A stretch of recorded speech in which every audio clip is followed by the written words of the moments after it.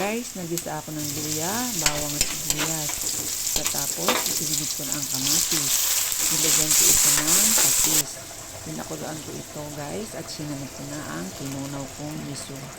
Nang ito ay kumulo na, nilagay ko na ang assorted fish. Sariwa ito guys ha. Pinakulan ko din ito at nilagyan ko ng pinagugasan ng bigas. Nilagay ko na ang okra at siling green. Pinakulaan ko ito guys. Pagkatapos nito, isinunod ko na ang kangkong.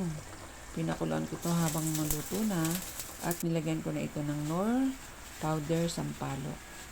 Nang ito ay matimplahan ko na at naluto na, ayan guys, pinakulaan ko itong mabuti para maluto na ang gulay.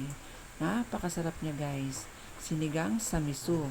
Guys, ang aking fresh assorted fish ang nabili ko. assorted. Isugo lang ang alam ko dito. Ano kaya ang pangalan ng iba guys?